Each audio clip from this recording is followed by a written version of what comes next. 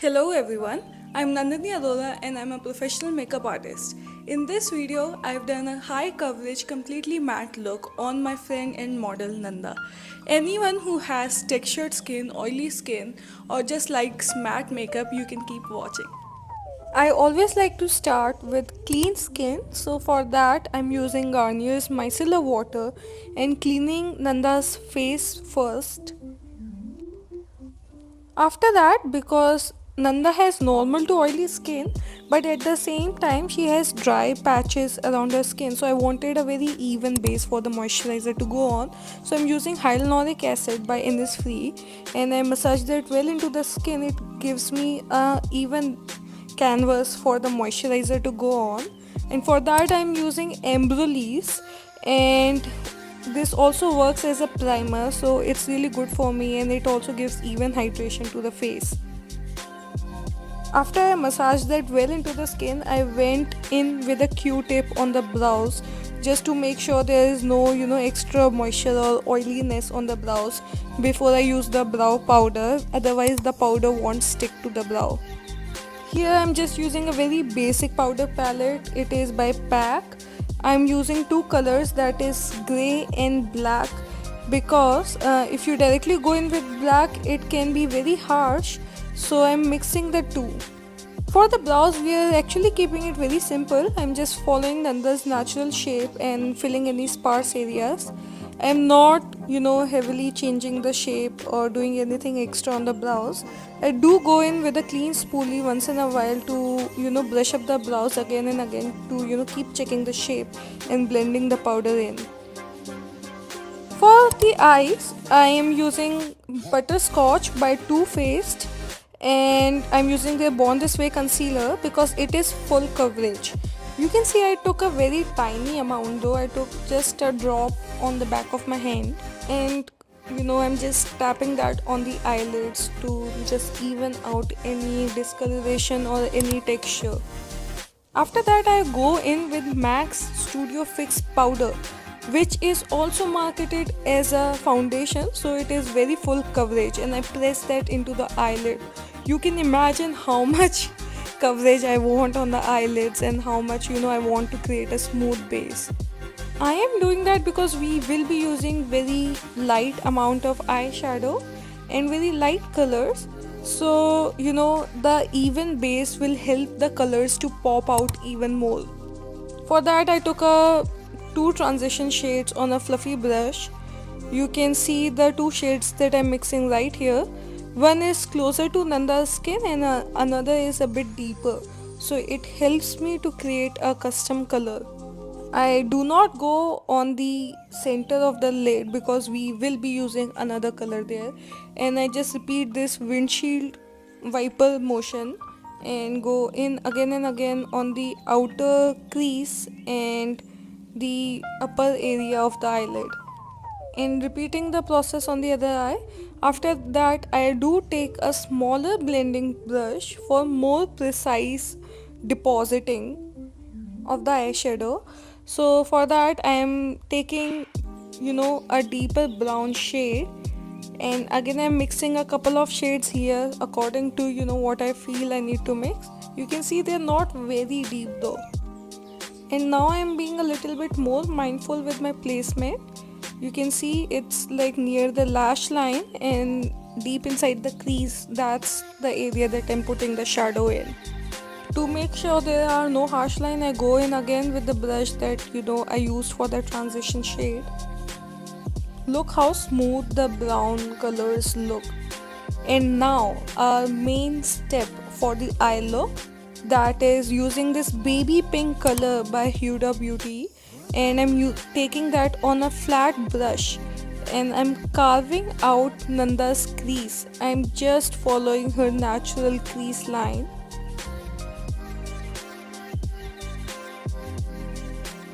You can see me carving out that line and depositing the color on the center of the lid from the inner corner till the center. I do not take it on the outer corner. This will help me to enhance Nanda's eye shape. The reason I used a baby pink color instead of a white or Studio Fix powder is because it also color corrects the eye a little bit, and that will end up brightening the eyelid even more. Now I'm going in again with the transition shade brush, and merging the two shadows together. I'm making sure that where the pink shadow ends and the brown begins, that area is very smooth and very well merged. For the eyeliner, I take a very small amount on my brush. I'm using a gel pot liner by Maybelline. I did mix Inglot's Duraline in it. I feel like in any basic gel pot liner you can mix Duraline and it makes it waterproof and makes the application more smooth. You can see I'm going in very small strokes. I do not make a straight line, in at once. I prefer doing this because it gives me more control. I go in with small strokes because I want a very small line, and there is no place for mistakes there. For the wing, I ask Nanda to look ahead, and then I make the angle of my wing according to that. For that, from the corner of the eye, I begin to make a very small line, again going it with like small strokes, and that is the line, guys. It is from the end of her, from the corner of the eyelid. You can see that it kind of goes towards the end of the eyebrow. After that, I'm just merging the wing with the eyeline that we made on the lash line and cleaning it all up with a Q-tip. I do have micellar water on the Q-tip. It helps to perfect the wing. You can go again and again with a Q-tip to clean it up. Now, starting with the base, I go in again with a micellar water and cotton pad combo. That is because you can see there is no visible fallout, but once I clean the skin, there is a lot of product on the cotton pad that came out, and I do that on both the sides and go in again with the moisturizer under the eyes. That's why I prefer to do eyes before. Even though there is no visible fallout, you can always see the shadow comes out once you clean the under eye. And if you do the eyes after the foundation, which is like obviously it's your preference, but according to me it does end up darkening the under eye to some extent. Just brushing the brows up with a gel. This is a clear gel by Anastasia Beverly Hills, and I'm using the applicator only to brush the brows up, nothing special here.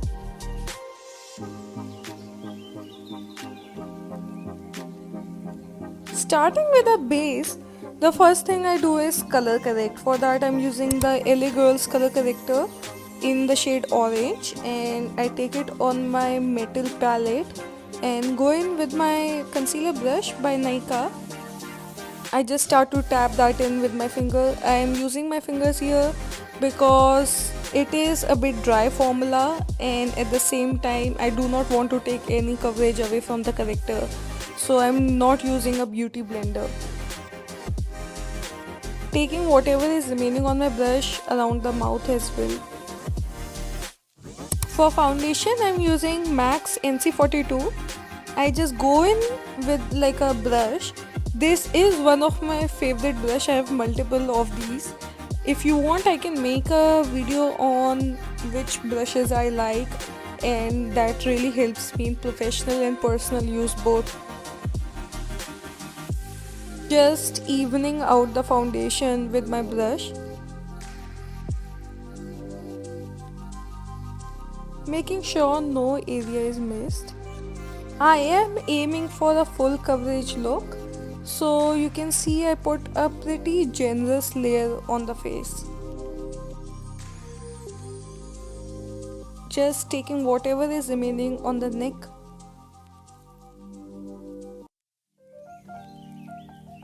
Now, because we did put a lot, to take away some of the excess product that might be sitting on top and not getting absorbed in the skin, I'm just going in with a beauty blender. It will pick up any excess product on the skin and even out everything.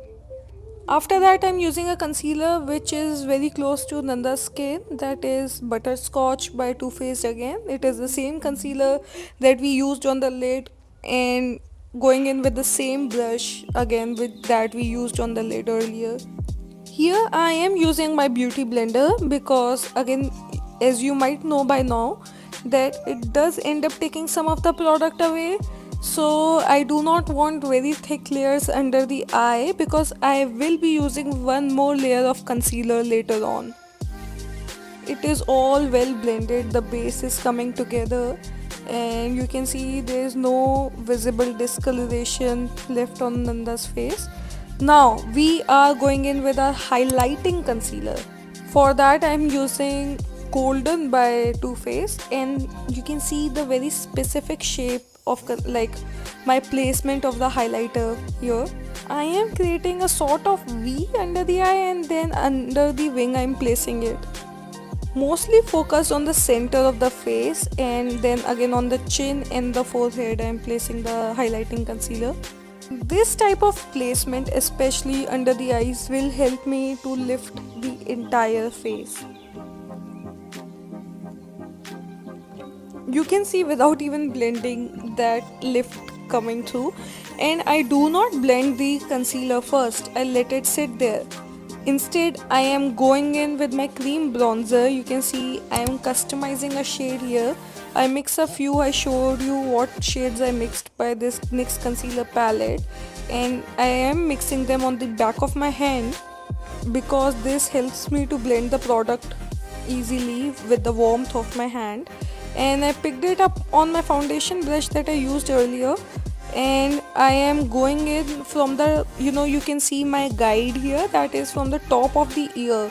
I am going inside the face from the outer corner, and I take that around the forehead, make sure to blend it well into the scalp and also on the jawline. Now finally blending a concealer. We are blending it later on because by now the concealer must have set a bit, so it won't move a lot and it will help me give better coverage. I am going in with a combo of both my beauty blender and my hands, just checking whatever helps to blend the entire thing very seamlessly. Even though we went in with the blender, you can see not a lot of coverage was lifted because we let the concealer sit, guys. We let it rest on the skin, and then I am going in with a this is for me personally a very thick layer of powder. I just take that on my powder brush. The main area that I place the powder on is under the eyes and then around the face. We are using this much powder because I am going towards more of a matte look. Plus we prepped the skin so well with the moisturizer. The base and the foundation will automatically start to set into the skin. Blush, I'm using a shade by Maybelline, and then you can see again the shape that I'm going in. I start from the outer corner and go towards the inside. I start really high from almost the temples and then start to go inside, towards the inside of the face, and slowly I build the coverage. I also go in with a clean brush once just to make sure there are no harsh line or it's not getting patchy. Again blending that in, I do end up taking it on the bridge of the nose and on the cheeks because I felt that looked better with this look. And then I'm using a lighter shade by L'Oreal. This helps to give me more dimension. We have already placed the deeper tone blush on the outer corners of the face. On the inside I do top it with the lighter. Look how beautiful that looks, that combo right here. And I use a very bare minimum powder highlighter which is by MAC, and I go in with my fan brush right below the arch as well. You can see I am barely touching it.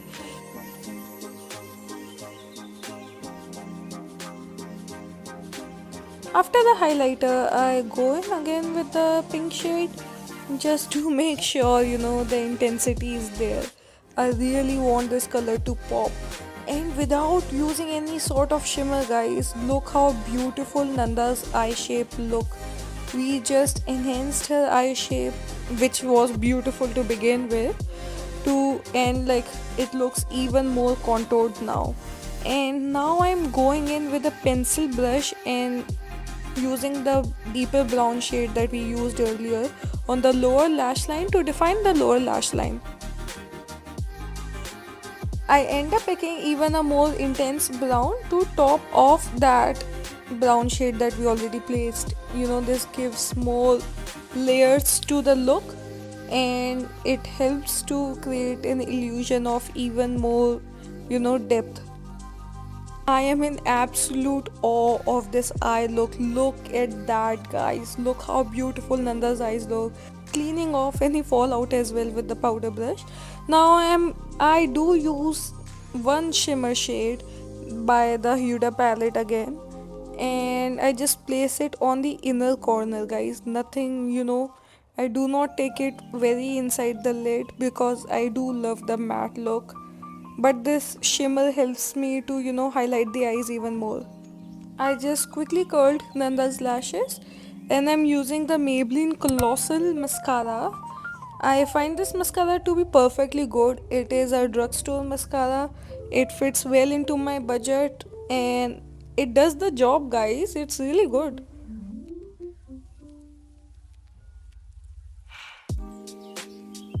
Placing the mascara on the lower lash as well.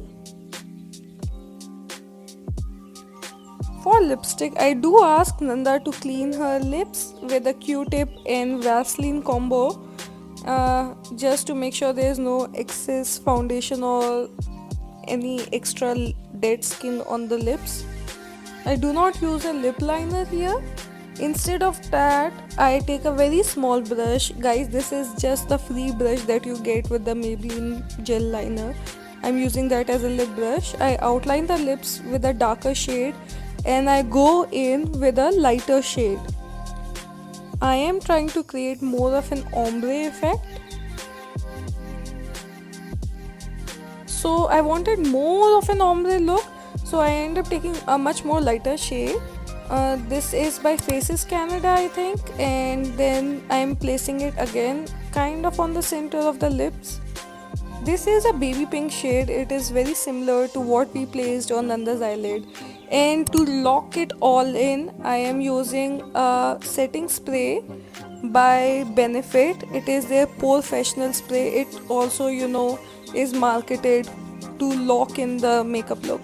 And this is the final look, guys. If you like this video, do subscribe for more. And let me know what you guys would like to see next down in the comments.